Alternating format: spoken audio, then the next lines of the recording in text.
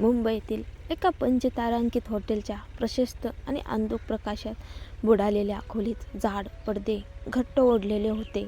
टेबलावर अस्ताव्यस्त पडलेली ताट, वाटी, उरलेलं जेवण आणि जमिनीवर सांडलेली लाल वाईन, सगळं काही त्या रात्रीच्या बेफिकर क्षणाची साक्ष देत होतं. कार्पेट पूर्णपणे ओलावलेलं होतं. मंद उजेडात अस्ताव्यस्त पलंगावर 2 आकृती दिसत होत्या. त्या स्त्रीने पुरुषाच्या केसात बोट घट्ट रोवली होती आणि त्याच्या प्रभावाला शरण गेली होती. तिचं शरीर उत्कटतेने थरथरत होतं. क्षणभरासाठी तिने स्वतःचं भान हरपलं होतं. हा क्षण ती कित्येक दिवस वाट पाहत होती. आज मात्र ती त्याला सहज जाऊ देणार नव्हती. तिच्या हालचालीत एक हट्ट होता, जणू तिला तो क्षण थांबवायचा होता. तो पुरुष तिला घट्ट कवटाळून होता. दोघेही तासनतास पलंगावर एकमेकात गुरफटले होते. कदाचित तोही त्या भावनेत वाहवत गेला होता, किंवा दारूच्या नशेत त्याला फरकच पडत नव्हता ती कोण आहे हेही. खोलीबाहेर बसलेल्या व्यक्तीसाठी आतून येणारे आवाज असह्य होते.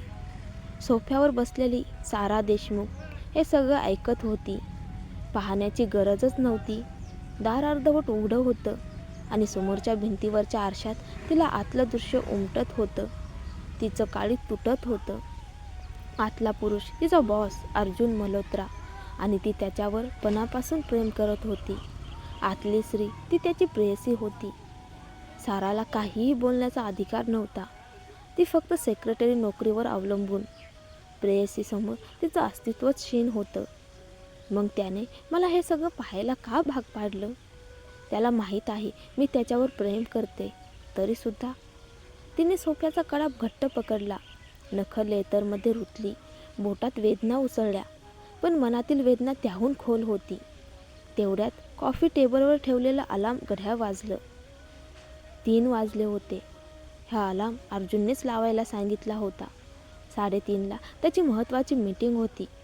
सेक्रेटरी म्हणून तो कुठेही असो, त्याला वेळेची आठवण करून देणं हे साराचं कर्तव्य होतं, जरी तो आपल्या प्रेयसीसोबत असला तरीही.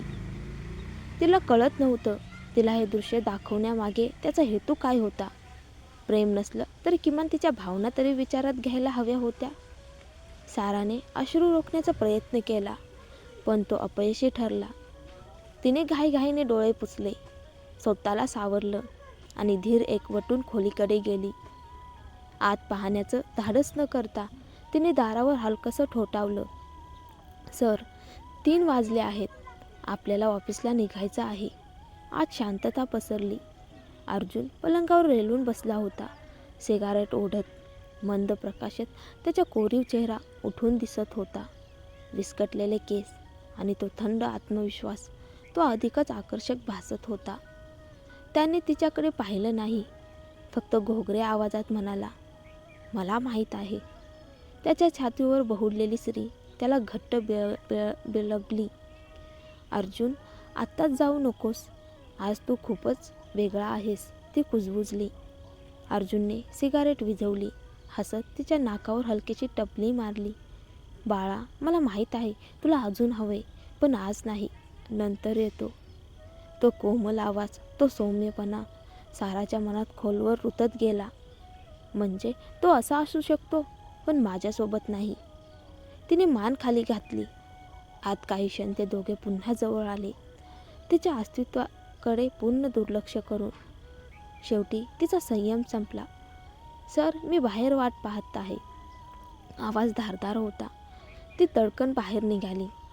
अर्जुनने दरवाजेकडे पाहत हलकंसं स्मित केलं. थोड्या वेळाने तो उठून कपडे घालू लागला. ती स्त्री पुढे येऊन त्याची टाय बांधू लागली, पण बाहेर सोफ्यावर बसलेल्या साराकडे त्याची नजर गेली. डोळे खाली, हातात सोफ्याचं लेदर अक्षरशः ओरबडत होती. त्याने स्त्रीचा हात झटकला.